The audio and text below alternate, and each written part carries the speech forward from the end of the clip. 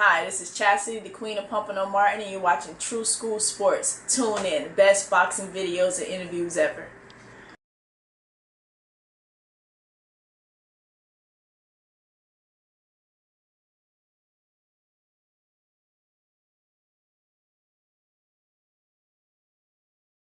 Yeah. So what was your upbringing like? What brought you to the boxing gym? Well, what really brought me to the boxing gym, I got into fights in the neighborhood. I was never a rough rider. I was always a little rough around the edges, but I got into a couple of fights in the neighborhood. And really what gave me the idea of boxing, my aunt that I was very close with, and I learned a lot from her. On the way home from school, she would teach me all kinds of things. She would just talk to me. And I feel like everything she taught me, I'm living it right now, whether she sees it or not. However, she put my first pair of boxing gloves on. She had a bag around the corner at her house, and she had 3 pair of gloves. She had a blue pair, and she had 2 black pairs. She had a heavy bag that looked just like that one, but probably a little heavier. Okay. And it was hanging on a wood post in her house. And I would go up there, would hit it, play around. It would always just be there. And me and her, my aunt, we would just box. I was a little chubby, but always box with my aunt, like just play around. But now it's like I look at it, it's like, wow, I was exposed to that by a person that taught me a lot. And it's very appreciated. I feel that it was most definitely a part of my destiny. However, what pushed me into it was an obstacle. Your obstacles. Your obstacles push you into your destiny. I got into a fight in the neighborhood like any other day, but the police was called me on this time. And when the police was called, they came, and it was a male. He put me in the police car, put my handcuffs on me. That was an experience in itself. And another a lady came, a lady that I looked up to. She was, I think, Deputy Martin. She's a twin on policewoman of Broward.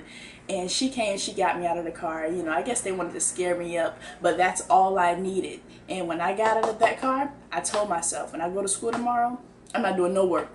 I'm going to get on the computer, and I'm going to find me something to do when I leave school. Because I know I was supposed to be at practice at church. Oh, wow. I wasn't even supposed to be home fighting, Oh, for like choir or something? Yeah. Okay. I was supposed to be at practice, and due to the fact that I wasn't at practice, I got in trouble. And that's why it's so important that the youth stay involved. Because every youth doesn't have the mindset to, I'm getting in trouble, I need to cut this out. Everybody doesn't have that mindset. So as a parent and as people on the outside, you have to keep your youth involved. Because if I didn't have the mindset to get myself into it, nobody said, you need to do this, this, and that. My aunt always taught me to stay involved. I wasn't listening to her at the time. But that knowledge came back in from what she had taught me. And, it's like when you are involved and you keep yourself busy, it'll work out for you. But when you're not, the difference between me is I wanted something out of life. And by me getting in trouble, that worked for my good. Because I went to something better. Yeah. So I know I'm talking about. Yeah. No. By all means, talk. I've been in that same situation where you kind of go through those trials and tribulations, and you gotta realize you gotta change your behavior and go the more positive route. And I was only 13 years old, and I realized that. Yeah. I was a little girl. Yeah. Nobody around me was doing nothing. My brother. Well, I had cousins. That were into sports. The boys were always there. We had one girl, my cousin Ashley. She was a track runner. She pushes me, just with everything that she's done in life. With graduating, with us going to see her at track meets and seeing the attention and the glory that she got as for doing what she did. And all the football players in my family, they got a certain level of glory, but it's like that showed me what I could have, but it's like mine is on a whole different level now. It's on a whole different level from anyone in the family. Yeah. And you're doing a sport that, it's a lot harder to be successful. Very hard. Especially for women. It makes it even like double. It's triple. Very hard. So I'm thankful for everything, for the process that I've endured to get to this stage. I'm very, very thankful, because without the steps, I wouldn't know how to handle what I have right now. You know, I don't want to be put into anything too fast. Because when you put into something too fast, you're going to lose it. You get what I'm saying? Yeah, yeah. So you always have to thank God for the steps that you go through, and just push, have faith, and you have to keep going. Keep pushing, just pound on the pavement. Regardless of what. And I've went through plenty as a female. Me being a young female in a neighborhood, a house full of people that's not on the same journey as me. Still going to the gym, getting hit all upside the head. Still, you know, managing to be like, just push through. Boys, school, you know, not having the best. It's a lot. And you got to be real strong to overcome that. Yeah, and you have to be chosen. And you feel chosen. You have to be living in your purpose to be able to endure half of the things that I've endured.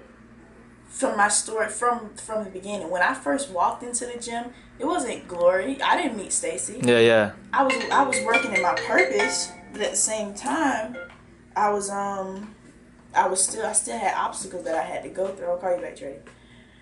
Obstacles that I had to go through. I didn't meet him. I was groomed to fight in a strip club when I first started. I got taken to that atmosphere, scared out of my mind. Wow. Whole family turned against my boxing career at 14. That was what, your pro debut or No, amateur? I was my first fight ever. I was taken to a strip club very late at night, and everybody was against me. It was talked about on the radio. It was talked about on TMZ. It was talked about everywhere. Oh, wow. And it made me feel so bad. I cried plenty of times for that. And I know one person that was by my side was my sister. My sister didn't beat me up about it. You know, everyone else did, but my sister did it. And people may not understand, you know, they didn't understand then. Yeah, she's fighting in a strip club. She's 14 years old. That's awful. You need to stop boxing. But look at my storyline. If I would have never went through that, and I would have never had that happen, how would I would have met Stacy, this great trainer? Yeah, Stacy McKinley, the guy who trained Mike Tyson and all 10 these. years straight and 30 other world champions. Exactly. If I would have went, see, I didn't just walk in there and be like, oh, okay, you know, you found your destiny work. Man, I've went through a lot of different things. I've went through a lot of losses, traveling out of town, losing. I went through a lot of stuff, but I kept going. I'm not losing now. I'm winning. I'm beating everybody that beat me. In the amateurs, for the learning process, I'm on top of all of it. Appointed Queen, November the 5th. Who you coming out to support? The Queen. The Queen of Pompano. The Queen of Pompano. Holyfield will be in the building. That's right.